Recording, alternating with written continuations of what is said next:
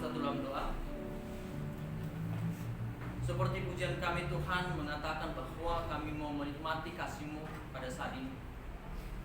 Hadirlah Tuhan di tengah-tengah kami untuk kami dapat mendengar, memahami isi dari firman Tuhan. Tuhan Yesus, urapi hamba-Mu untuk bisa menyampaikan kepada para pendengar pada saat ini. Kiranya apapun yang disampaikan oleh hamba-Mu itu berdasarkan dari firman Tuhan. Tuhan Yesus, pada saat ini kami siap mendengarkan firman-Mu. Haleluya. Amin. Amin. Salam. Salam. Galak salam. Salam. Terima kasih buat jadwal yang telah diberikan kepada saya. Salah satu yang membuat saya deg-degan adalah ketika menyampaikan firman Tuhan di depan para dosen dan para petinggi-petinggi. Karena ketika ada kesalahan sedikit pun saya merasa ada yang membuat saya deg-degan gitu. Jadi pada saat ini 2 hari yang lalu kita telah melakukan hari ulang tahun kemerdekaan Republik Indonesia yang ke-77. Di situ menandakan bahwa kita ini adalah orang-orang yang bebas dari penjajahan. Untuk itu pada saat ini kita akan membuka firman Tuhan di dalam Roma pasal 6 ayat 15 sampai dengan ayat yang ke-23.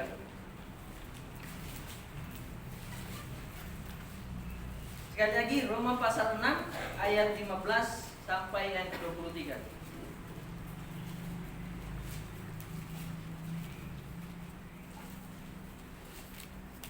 Yang sudah mendapatkan katakan amin. Amin. Di situ dengan perikop 2 macam perhambaan. Pada saat ini kita akan membaca secara responsorial.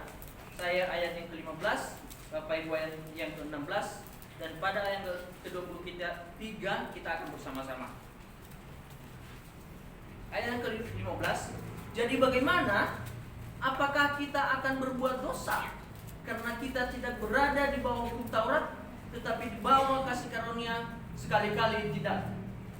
Apakah kamu tidak tahu bahwa apabila kamu menyerahkan dirimu kepada seseorang sebagai hamba untuk menaatinya, kamu adalah hamba orang itu yang harus kamu taati, baik dalam dosa yang memimpin kamu kepada kematian maupun dalam ketaatan yang memimpin kamu kepada kebenaran. Tetapi syukurlah kepada Allah.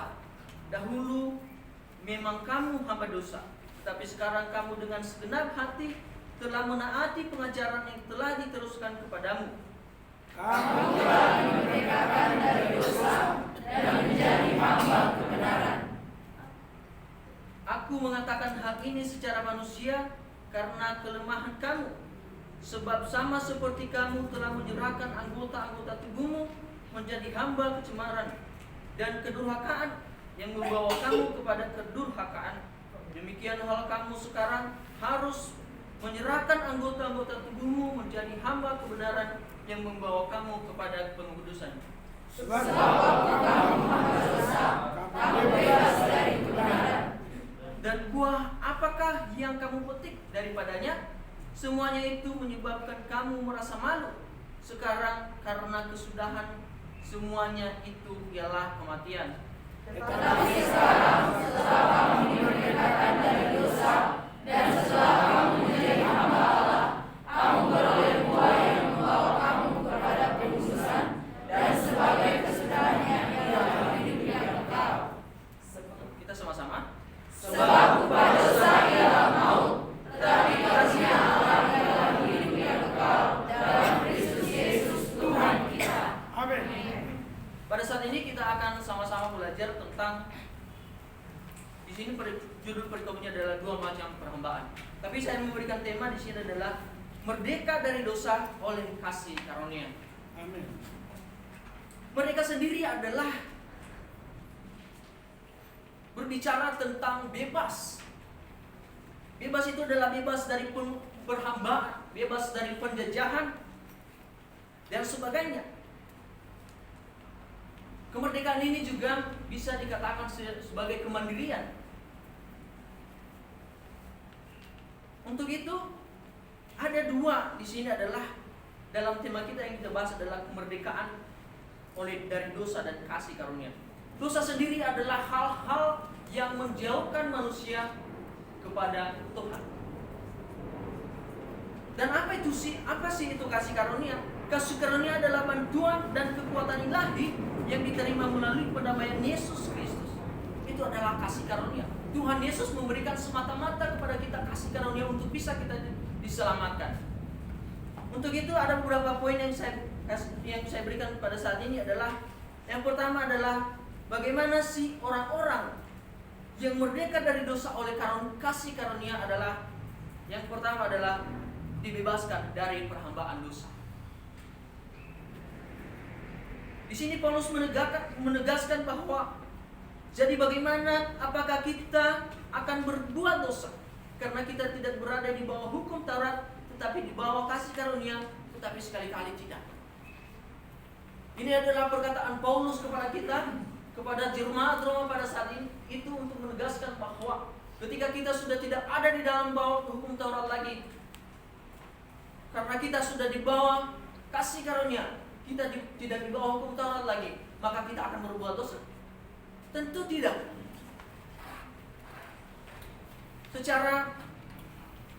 Ketika kita berpikir adalah ketika kita berbuat dosa itu adalah ketika orang-orang itu seperti yang ada di dalam penjara. Ketika dia itu berbuat dosa, dia akan terbelenggu dengan dosanya itu. Dilanjutkan pada ayat yang ke-16 dikatakan bahwa apakah kamu tidak tahu bahwa apabila kamu sudah menyerahkan dirimu kepada seorang hamba untuk menaatinya, kamu adalah hamba orang itu yang harus kamu taati baik dalam dosa yang memimpin kamu kepada kematian maupun dalam ketaatan yang memimpin kamu kepada kebenaran. Jadi ketika orang itu sudah menjadikan Tuhannya adalah dosa dan menjadikan dosa itu adalah hamba atas dirinya, maka dia akan mengikuti segala apapun yang dilakukan oleh dosa tersebut.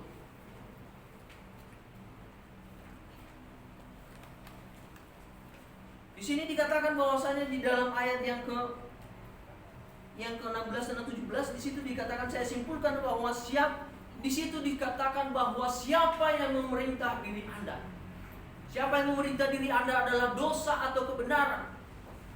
Di situ Paulus menegaskan kepada kita bahwa orang-orang ini harus memberikan ketaatannya kepada apa yang dia menjadikan. Kalau kita adalah hamba dosa, kita akan menaati dosa tersebut. Tetapi ketika kita adalah hamba kebenaran, maka kita akan menaati kebenaran tersebut. Sebagai hamba ada beberapa kapasitas hamba adalah, yang pertama adalah hamba ketika mereka sudah ditangkap dari peperangan, mereka diperhamba dan dipekerjakan. Yang kedua adalah hamba adalah orang-orang yang sudah dibeli, harganya sudah dibeli dan lunas, itu akan juga dikatakan diperhamba. Dan yang ketiga adalah orang-orang yang tidak bisa membayar hutangnya, itu juga dikatakan sebagai seorang hamba.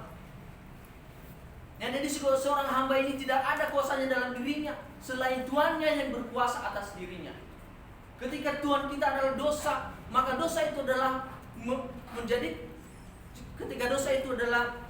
ketika kita adalah hamba dosa, maka kita tidak akan keluar lagi, kita tidak bisa keluar lagi dari sana. Maka dengan demikian Paulus menegaskan kepada kita bahwa ketika kita harus bersyukur kepada Tuhan, tetapi bersyukurlah kepada Allah. Dahulu kamu memang hamba dosa, tetapi sekarang kamu dengan segenap hati menaati pengajaran yang telah kuteruskan kepadamu. Kamu telah merdeka dari dosa dan menjadi hamba kebenaran. Paulus menegaskan bahwa kita sekarang sudah menjadi hamba kebenaran. Kita tidak boleh lagi menjadi hamba-hamba dosa. Kadang-kadang manusia sekarang, mereka ketika sudah dijadikan hamba kebenaran, maka mereka akan kembali kepada penjara mereka, yaitu hamba dosa. Dosa juga bisa masuk dalam diri kita melalui keinginan-keinginan pribadi kita, melalui apapun yang kita lakukan. Maka dengan demikian Paulus mengatakan bahwa harus dibebaskan dari perhambaan dosa. Kita harus keluar dari perhambaan tersebut.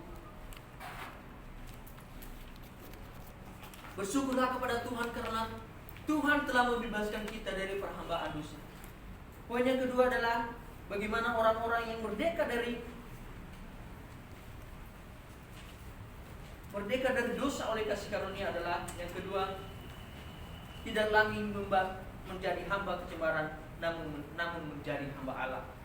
Di situ di ayat yang ke-19 mengatakan, aku mengatakan hal ini secara manusia karena kelemahan kamu, sebab sama seperti kamu telah menyerahkan anggota-anggota tubuhmu menjadi hamba kecemaran dan durhaka yang membawa kamu kepada kedurhakaan, demikian hal kamu sekarang harus menyerahkan anggota-anggota tubuh menjadi hamba kebenaran yang membawa kamu kepada pengudusan.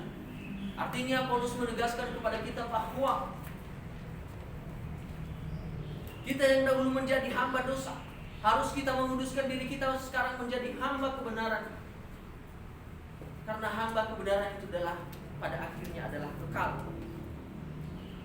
Diteruskan pada ayat yang ke-20 dikatakan, sebab waktu kamu hamba dosa, kamu bebas dari kebenaran. Ketika kita menjadi hamba dosa, kita tidak akan lagi terkait dengan kebenaran. Kita akan menjauh dari kebenaran. Kita akan menjauh dari kasih karunia Tuhan. Nah demikian Paulus mengajarkan bahwa menegaskan kepada kita bahwa kamu harus bebas harus keluar dari menjadi hamba dosa tersebut. Dan kamu sekarang harus menjadi hamba kebenaran. Ketika kita menjadi hamba dosa, kita akan bebas dari kebenaran. Kita tidak akan lagi menjadi hamba dari kebenaran. Maka setiap apapun yang kita lakukan adalah semuanya akan menjadi dosa. Tetapi apa sih buahnya dari hamba dosa adalah, di ayat 21 menjelaskan bahwa dan buah apa yang kamu petik daripadanya, semua itu menyebabkan kamu merasa malu. Sekarang karena kesudahan semua itu ialah kematian. Ketika kita menjadi hamba dosa, Paulus menegaskan bahwa kita akan merasa malu. Kita pada ujungnya adalah kematian. Apakah kita orang-orang percaya merasakan menjadikan kita sebagai hamba dosa? Tentu tidak.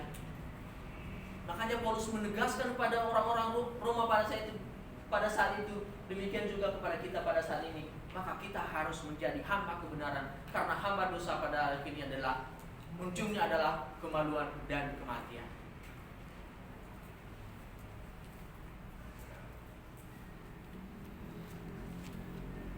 Dan poin yang ketiga adalah bagaimana sih orang-orang yang berdosa, orang-orang yang merdeka dari dosa oleh kasih karunia adalah mengerti bahwa dosa ujungnya adalah maut, tetapi hidup yang kekal hanya di dalam Yesus Kristus Tuhan kita. Di ayat yang 23 menegaskan bahwa sebab upah dosa ialah maut. Upah adalah sesuatu utang yang harus dibayarkan. Ketika kita melakukan dosa dan upah kita adalah yang harus kita bayar adalah maut, adalah kematian. Seperti yang saya jelaskan tadi bahwa kematian itu adalah ujungnya malu, ujungnya adalah kematian ketika kita diperhamba oleh dosa. Nah dengan demikian, dengan sebaliknya juga Paulus menegaskan bahwa tetapi kasih karunia ialah hidup. Tetapi kasih karunia Allah ialah hidup yang kekal dalam Kristus Yesus Tuhan kita. Artinya kasih karunia itu tidak ada di dalam siapapun selain di dalam Yesus Kristus. Paulus menegaskan bahwa hidup yang kekal adalah kemerdekaan. Kemerdekaan dari dosa adalah kita harus jauh dari dosa. Karena hidup yang kekal adalah hanya kepada Tuhan Yesus Kristus. Karena Tuhan Yesuslah yang membayar seluruh dosa kita di atas kayu salib. Karena Tuhan Yesuslah yang membayar seluruh perbuatan-perbuatan kita oleh kasih karunia. Maka dengan demikian Paulus menegaskan kepada kita bahwa jangan lagi menjadi hamba-hamba dosa. Kita harus berdekat dari dosa. Kita harus bebas dari dosa. Kita harus jauh dari dosa. Karena di situ Paulus juga mengajarkan bahwa ketika kita dalam hukum Taurat, dalam hukum Taurat tidak akan diselamatkan. Tetapi dari kasih karunia Tuhan kita akan diselamatkan. Kenapa hukum Taurat tidak diselamatkan? Bahwa setiap hukum Taurat isinya adalah peraturan. Maka semua peraturan itu digenapkan dalam Tuhan Yesus Kristus. Maka kasih karunia Tuhan Yesus Kristus adalah yang membuat kita pada kekekalan. Yang menjadi aplikasi dalam kehidupan kita adalah penghinaan terhadap anugerah Allah dalam Kristus bagi orang percaya untuk berpikir bahwa ia bisa berbuat dosa karena dia dibenarkan oleh iman. Kita harus merdeka atau bebas dari perbuatan dosa, menyangkali tongkat kekuasaan hidup kedagingan atas kita, dari penundukan jiwa kepada perbuatan dan perintah hukum Allah dan benar, sehingga anggota tubuh kita bisa menjadi alat-alat kebenaran bagi Allah. Kita harus keluar dari perhambaan dosa. Kita harus merdeka dari dosa itu oleh kasih karunia. Dengan itu Paulus menegaskan kepada kita bahwa setiap orang-orang yang berdosa harus merdeka, harus keluar dari zona tersebut. Maka dengan demikian, marilah kita merdeka seperti yang kita rayakan pesta rakyat pada 2 hari yang lalu adalah pesta rakyat kemerdekaan yang ke-70 tahun. Mari kita merdeka, mari kita bebas dari penjajahan. Mari kita bebas dari penjajahan dosa. Mari kita bebas dari penjajahan yang akhirnya adalah maut. Mari kita berbalik kepada Allah. Mari kita berbalik kepada hidup yang kekal oleh Kristus Yesus Tuhan kita. Demikian firman Tuhan pada saat ini. Secara singkat, mari kita bersatu dalam doa. Kami bersyukur kepada Tuhan bahwa Tuhan mengajarkan kami bahwa kami akan kembali kepada Tuhan. Kami harus merdeka dari dosa kami. Kami harus berbalik kepada kebenaran, karena dalam kebenaran terdapat hidup yang kekal. Tuhan Yesus, pada saat ini kami akan kembali dalam aktivitas kami selanjutnya. Kami serahkan dalam tangan-Mu. Tuhan sertai kami. Dalam nama Tuhan Yesus kami telah berdoa dan mengucap syukur. Haleluya. Amin. Amin.